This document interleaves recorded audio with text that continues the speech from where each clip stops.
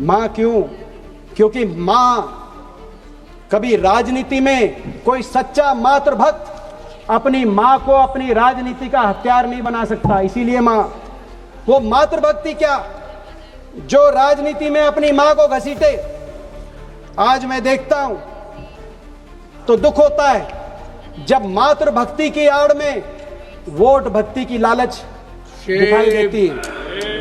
आज मैं देखता हूं तो दुख होता है जब राष्ट्रवाद को वोटवाद के लिए प्रयोग करने के प्रयास होते हैं।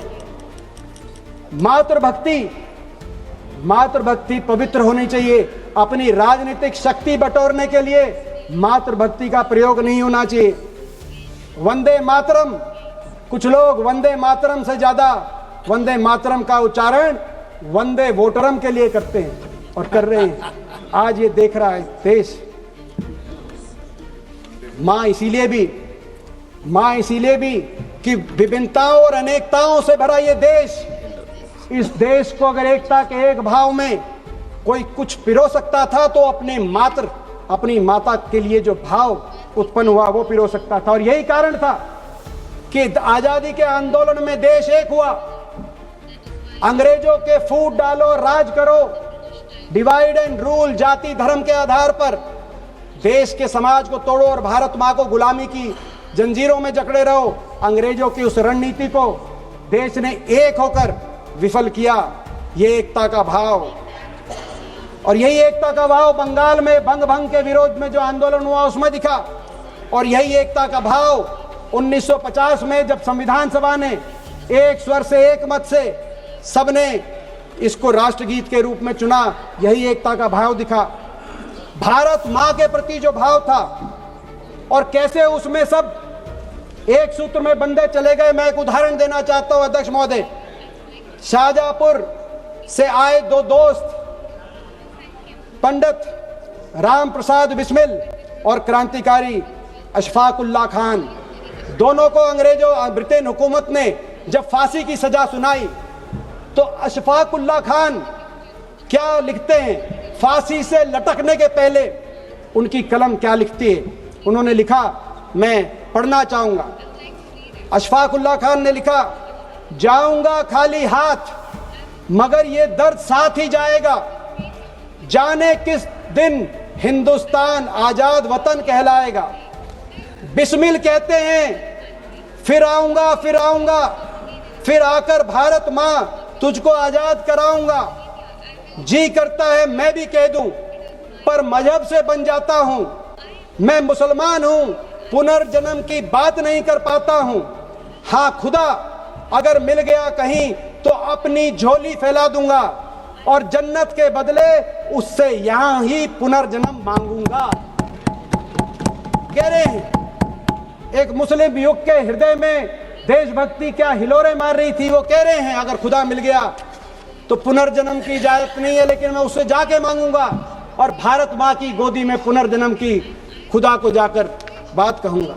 लेकिन फिर भी कुछ लोग विवाद खोजते, नारों में विवाद। कुछ लोग ये नारा इससे अच्छा है, वो नारा इससे अच्छा है। कुछ लोग कहते हैं मैं ये नारा बोलूंगा, कुछ लोग कहते हैं मैं ये नारा बुलवाऊंगा। नारों में तुलना नहीं हो सकती। देशभक्ति की भावना पवित्र है कि नहीं है, किस नारे के पीछे, ये इस बात की चर्चा तो हो सकती है, लेकिन नारे में तुलना और नारों में विवाद से देश का भला नहीं हो सकता। बहुत से नारे आए, भारत माता की जय, ये नारा गूंजा। महात्मा गांधी, पंडित जवाहरलाल नेहरू, सरदार पटेल, कांग्रेस पार्टी और आजादी के आंदोलन की सभाओं में भारत माता की जय का नारा गूंजा। वंदे मातरम, बंकिम चंद्र चटर्जी के कलम से वंदे मातरम आया तो नारा आया जय हिंद का। नेताजी सुभाष चंद्र बोस, आजाद हिंद फौज, हम कैसे भूल जाएं, जय हिंद का नारा आया। हम शहीद आजम भगत सिंह को कैसे भूल जाएं, जिन्होंने इनकलाब जिंदाबाद और हिंदुस्तान जिंदाबाद का नारा दिया। हम कैसे भूल जाएं अजीमुल्लाह खान को, जिन्होंने मादरे वतन हिंदुस्तान जिंदाबाद का नारा दिया। नारे राष्ट्रभक्ति के नारे, भारत माता की वंदना के नारे, और इन वंदना के नारों में विवाद, ये देश हित में नहीं है। देश की आजादी के बाद हमने पिक्चर देखी एक आनंद मठ, जहां लता मंगेशकर जी ने वंदे मातरम का गीत गाया, और हमने देश की आज़ादी की 50वीं सालगिरह पर AR रहमान द्वारा वंदे मातरम, माँ तुझे सलाम, अम्मा तुझे सलाम का गीत भी हमने सुना। कुछ लोग हैं जो इन गीतों के पीछे शब्दों को पकड़ते हैं, लेकिन असली राष्ट्रभक्त वो है जो इनके पीछे सच्ची राष्ट्रभक्ति है कि नहीं है, उस बात को समझने का प्रयत्न करते हैं। अपने दिल में जो राष्ट्रभक्ति का भाव है उसमें पवित्रता लाने का की तप करना, यही मैं समझता हूं कि आज सार्थक बात होगी। देश की आज़ादी के आंदोलन में जब स्वतंत्रता सेनानी वंदे मातरम का नारा देते थे, पवित्र भाव के साथ देते थे, क्योंकि उस समय वंदे मातरम बोलने पर जेल की चोट मिलती थी, चुनाव की वोट नहीं मिलती थी। आज उस भाव को याद करने की जरूरत है।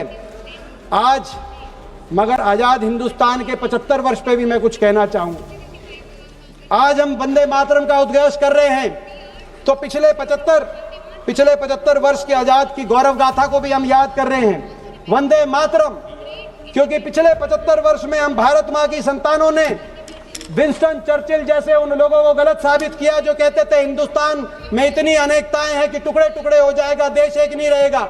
लेकिन पंडित जवाहरलाल नेहरू, बाबा साहब अंबेडकर और सरदार पटेल ने जो देश की नींव रखी, उस नींव पर चलकर देश 75 साल में एक भी रहा। देश ने अपितु अपने में सिक्किम जैसे देश को एक तरफ मिलाया तो गोवा से पुर्तगालियों को भगाने का काम किया। इसीलिए वंदे मातरम इसीलिए कि वंदे मातरम के विरोध करने वाले मोहम्मद अली जिन्ना के पाकिस्तान को 2 टुकड़े करके हिंदुस्तान ने दुनिया के भूगोल को बदलने का काम किया। इसीलिए वंदे मातरम इसीलिए आज विश्व की सबसे बड़ी लोकतंत्र अगर कहीं है आज तक के इतिहास में तो भारतवर्ष है। इसीलिए वंदे मातरम देश दुनिया की तीसरी सबसे बड़ी अर्थव्यवस्था। वंदे मातरम देश आजादी के समय 30 करोड़ देशवासियों को बाहर से अनाज आयात करके पेट भरना पड़ता था। उस देश के किसान ने आज 140 करोड़ देशवासियों का पेट भी भरने का काम किया, हमारे गोदामों को भरने का भी काम किया है। इसीलिए वंदे मातरम इसीलिए देश की फौज, जय हिंद की सेना जो दुनिया की सर्वश्रेष्ठ सेना है, उस सेना ने कभी भारत माता का शीश झुकने नहीं दिया। इसीलिए वंदे मातरम हम क्योंकि सबसे प्राचीन सभ्यता है मगर सबसे युवा देश है, ओल्डेस्ट सिविलाइजेशन मगर यंगेस्ट नेशन। इसीलिए वंदे मातरम इसीलिए क्योंकि नेहरू जी के कार्यकाल में बने IIT, IIM, एम्स से निकले डॉक्टर और इंजीनियर दुनिया के जब कोने कोने में गए तो पूरी दुनिया ने माना कि सबसे सर्वश्रेष्ठ अगर डॉक्टर इंजीनियर कहीं से आए हैं, प्रोफेशनल आए हैं तो वो हिंदुस्तान के माने गए। इसीलिए वंदे मातरम